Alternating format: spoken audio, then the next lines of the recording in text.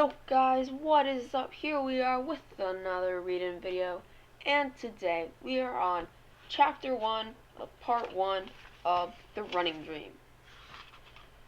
So, The Running Dream has 5 parts with I don't know, a decent, probably I think average about 20 chapters apart.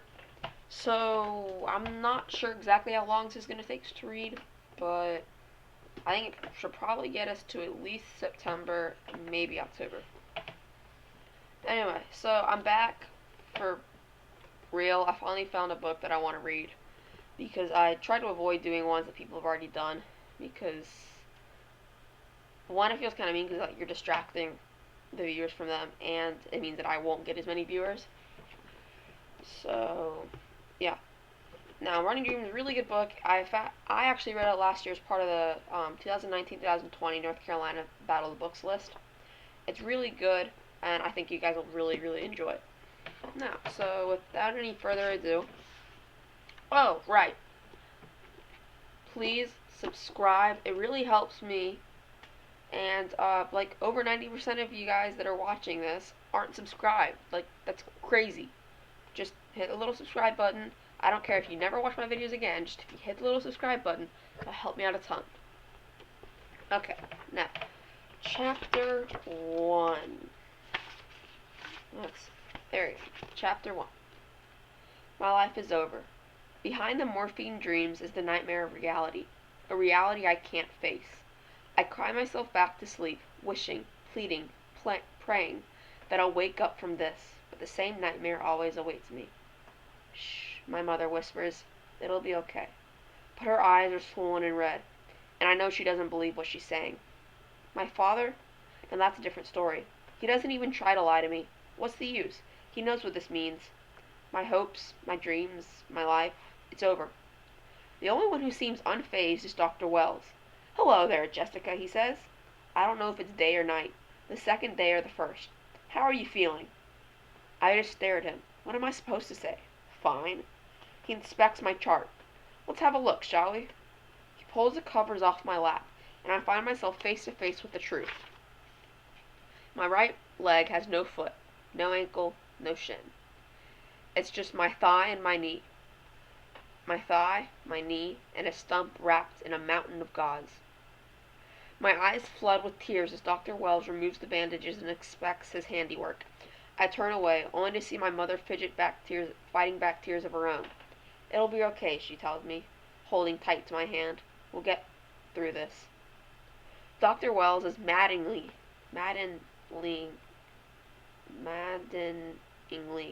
cheerful. Someone needs to try to say that 10 times fast. This looks excellent, Jessica. Nice vascular flow, good color. You're really healing beautifully. I glance at the monstrosity below my knee. It's red and bulging at the end. Fat staples run around my stump like a big, ugly zipper. And the skin is stained dirty yellow. How's the pain? He asked. Are you managing okay? I wipe away my tears and nod, because the pain in my leg is nothing compared to the one in my heart. None of their meds will make that one go away. He goes on cheerfully. I'll order a shrinker sock to control the swelling. Your residual limb will be very tender for a while, and applying the shrinker sock may be uncomfortable at first, but it's important to get you into one. Reducing the swelling and shaping your limb is the first step in your rehabilitation. A nurse appears to rebandage me as he makes notes in my chart and says a prosthetist will be in later today to apply it. Tears continue to run down my face. I don't seem to have the strength to hold them back. Dr. Wells softens. The surgery went beautifully, Jessica. He says it's like he's trying to soothe away reality. And considering everything, you're actually very lucky. You're alive, and you still have your knee, which makes a huge difference in your future mobility. BK amputees have it much easier than AK amputees. BK? AK? My mom asks. I'm sorry, he says, turning to my mother. Below knee, above knee. In the world of prosthetic legs, it's a critical difference. He prepares to leave. There will obviously be an adjustment period, but Jessica is young and fit, and I have full confidence that she will return to a completely normal life. My mother nods, but she seems dazed, like she's wishing my father was there to help her absorb what's being said. Dr. Wells flashes a final smile at me. Focus on the positive, Jessica. We'll have you up and walking again in short order. This from the man who sawed off my leg. He whooshes from the room, leaving a dark, heavy cloud of unspoken behind. My mother smiles and coos reassuringly, but she knows what I'm thinking. What does it matter? I'll never run again. Chapter 2. I am a runner. That's all I do. That's who I am. Running is all I know or want or care about. It was a race around the soccer field in 3rd grade that swept me into a real love of running. Breathing the sweet smell of spring grass, sailing over dots of blooming clover, beating all the boys. After that, I couldn't stop. I ran everywhere, raced everyone. I loved the wind across my cheeks, through my hair. Running aired out my soul. It made me feel alive. And now, I'm stuck in this bed knowing I'll never run again. Chapter 3. The prosthetist is stocky and bald, and he tells me to call him Hank. He tries to talk to me about a fake leg, but I make him stop. I just can't listen to this. He gets the nurse to put a new bandage on my leg, one that's thinner, with less gauze. I'm cold. The room's cold. Everything feels cold. I want to cover up, but Hank is getting ready to put on the shrinker sock. It's like a long, toeless tube sock. He puts it through the short length of wide PVC pipe, then folds the top part of the sock back over the pipe. I don't understand what he's going to do with it, and I don't care, until he slides the pipe over my stump. Oh! I gasp as the pressure and pain shoot up my leg. I'm sorry, Hank says, transferring the sock from the pipe onto my leg as he pulls the pipe off. We're almost done. Half the tube sock is now dangling from my stump. Hank slides a small ring up the dangling end, then stretches out the rest of the sock and doubles it up over the ring and over my stump. There's pressure, throbbing, but Hank assures me it'll feel better soon. The area is swollen, he tells me, pooling with blood. The shrinker sock will help reduce the swelling and speed your recovery. Once the wound is healed and the volume of your leg is reduced, we can fit you with a preparatory prosthesis. How long will that take? My mother asks. Her voice starts out shaky, but she tries to steady it. Hank whips out a soft tape measure and circles the end of my stump. That's hard to say. His mind seems to wander, so my mom asks, well, in a typical situation? Hank takes a deep breath. Typical is a person in poor health. Someone with circulatory problems, someone who's old, overweight, or suffering from diabetes. He glances at me. A case like Jessica's will not have the same timeline. Her recovery will be much quicker. So, what is their expected recovery time? My mother asks, and she's sounding testy. We usually don't fit them with a preparatory prosthesis for about 6 months. 6 months? My mother gasps. But Jessica will have hers in a fraction of that time. It all depends on her healing and how soon she can tolerate it. They talk some more, but I stop listening. What does it matter how long it takes? I'll never recover. I can't see how I'll even adjust. Chapter 4. I close my eyes and drift off. I see the race. Vanessa steals in lane 5, stretching out. Her long nails painted deep red. Her racing glasses flashing back the late morning sun. Remember thinking that Vanessa has been good for me. Her superior attitude, her mind games, her domination of the 400 meter. It's been good for me. Vanessa glances over her shoulder, waiting for me to get into my blocks before she gets down on hers. It's part of her game. She likes to be the last one standing. This time I don't mind. I'm through being sucked into her psyche out. Feel calm, confident. Cairo's been helping me focus. He's been building me up mentally and physically, coaching me for this moment. I give Vanessa a little smile and nod from my position in lane 4. She's in red and yellow, Langston High's colors. I'm in Liberty High's blue and gold. Even my colors feel light, like the sun and the sky floating above me. I'm down in the blocks now, ready to adjust. Vanessa makes her final adjustments, then holds steady. The gun goes off, and all runners shoot forward. It's a fury of steps, spikes against track. They all thunder around me, but somehow they sound miles away. By the first bend we find our stride. My kick is good, strong, and long. Whoosh, whoosh, whoosh, whoosh. My arms are pumping, but they're smooth, almost relaxed.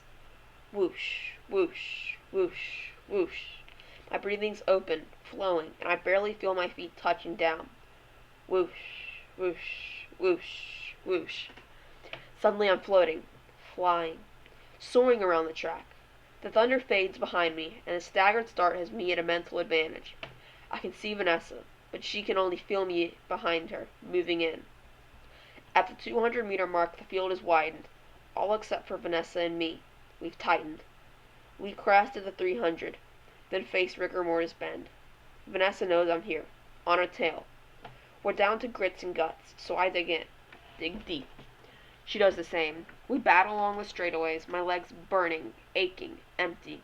Shoulder to shoulder, I force one last push and duck over the finish line in front of her. 55 flat, Cairo shouts. 55 flat. It's a new personal best for me. A new record for the league. It's also the last race of my life. My finish line. Chapter 5. Nurses come in and out. Conversations happen around me. Whispers, like a heavy fog, hang on in my mind. But then there's my father's voice, and Dr. Wells. Outside my room, their words drift through in the crack in the doorway. My father asks about things he's researched online. Rigid removable dressings. Speedier recoveries. Eye pops. He sounds like a doctor. Dr. Wells replies revolve around small town practicalities, insurance allowances, and the tried and true methods employed by Mercy Hospital. Dad comes in and checks on me, and although he's tends to be upbeat, he's irked. He likes to fix things. Now. He checks out the stump protector that's been put on over the shrinker sock. It holds my legs straight and keeps me from bumping the wound. He seems pleased with it and throws around phrases like controlling edema and preventing knee flexion contracture. He sounds like he knows what he's talking about. But really, he's a self-employed handyman, and I'm not something he can fix.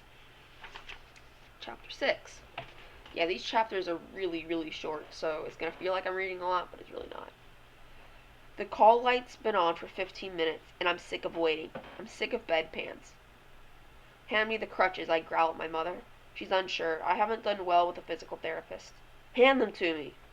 She does, and I swing my legs over the edge of the bed. Carefully, slowly. It takes a little doing, but I stand, supported by the crutches. I'm already panting. My mother pushes along my IV stand as I hobble towards the bathroom. You're doing great, she says, but she's wrong. I'm dizzy, shaking. Maybe I should get the nurse, she asks as I come to a halt, exhausted from the effort. I shake my head, angry that this is so hard. You're doing great, my mom repeats as I start up again. I'm so proud of you. My hands death grip the crutches and I hobble forward. A few days ago I ran a 55 flat in the 400 meter. Today I'm taking 5 minutes to go 20 feet. When I finally get to the bathroom, I see myself in the mirror. Matted hair, puffy eyes, chapped lips. I move on, then pass the crutches off to my mother, grab the support bar, and begin lowering myself onto the toilet. But I'm weak, and my good leg gives away. My mother gasps as I fall into the seat with a painful thump, and then fusses as I pee all over my gown. It's okay, she says as I bawl into my hands.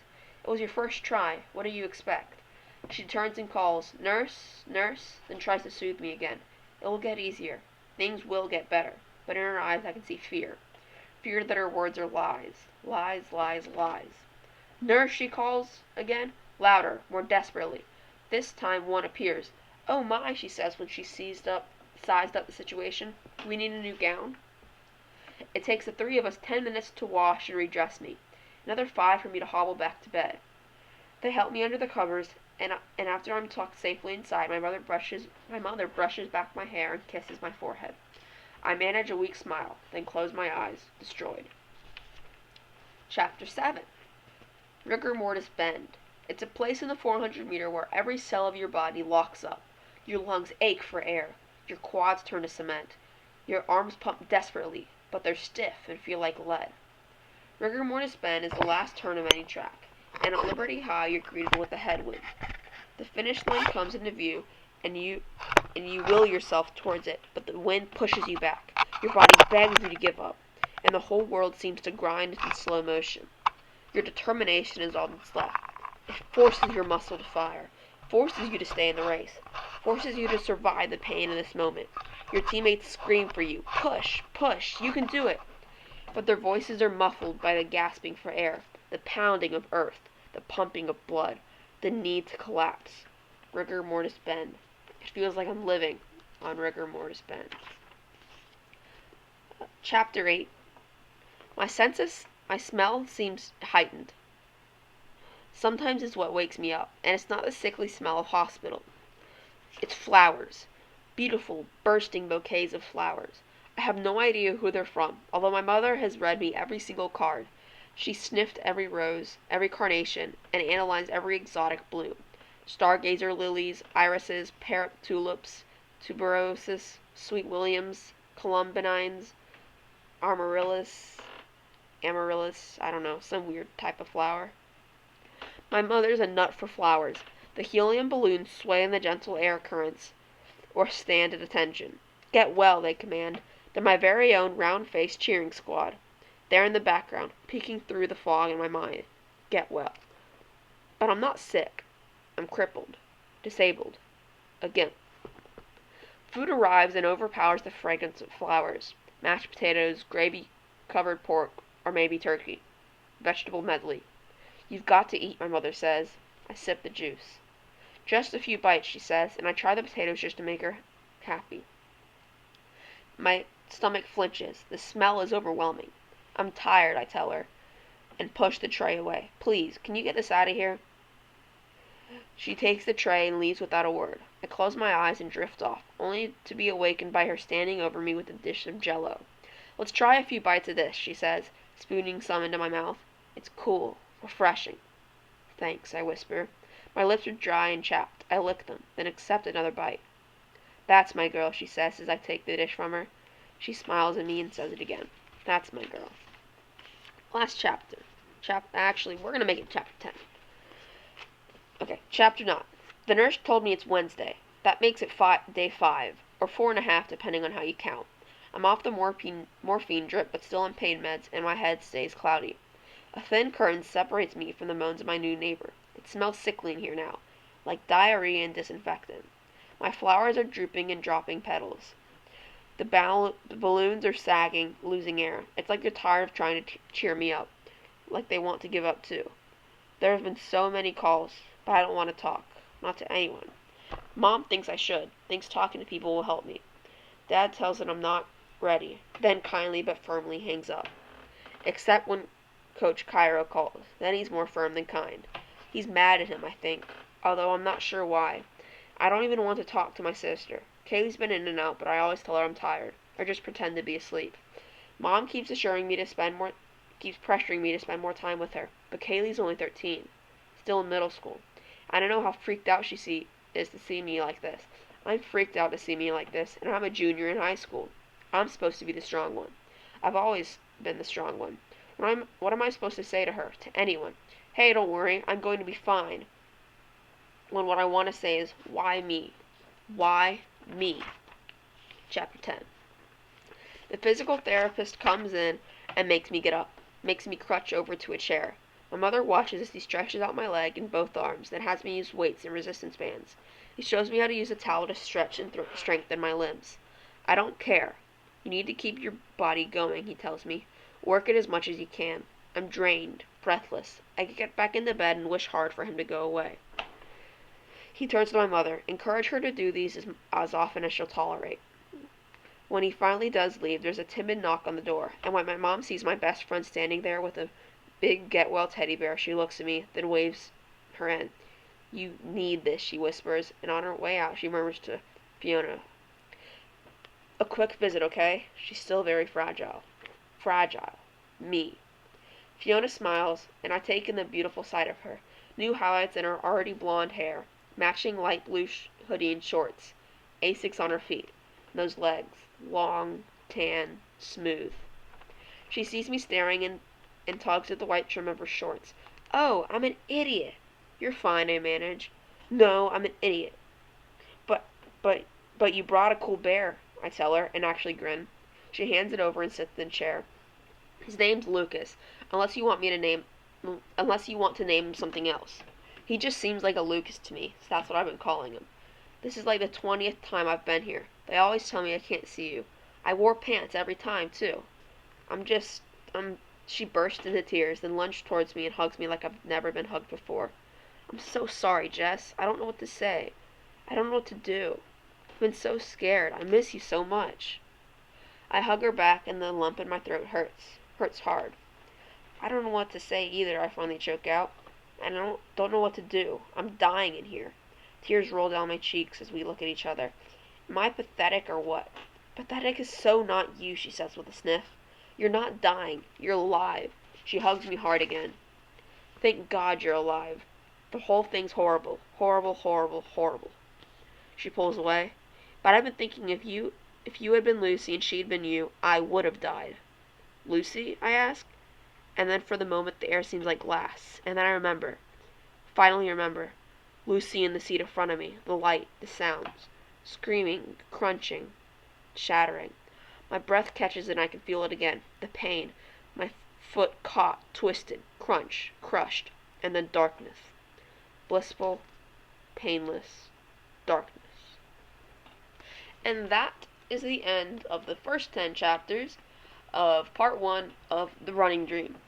I hope you guys did enjoy this video. If you did, make sure to leave a big thumbs up, subscribe, and share it with anyone, and share it with a bunch of your friends. See you guys in the next video.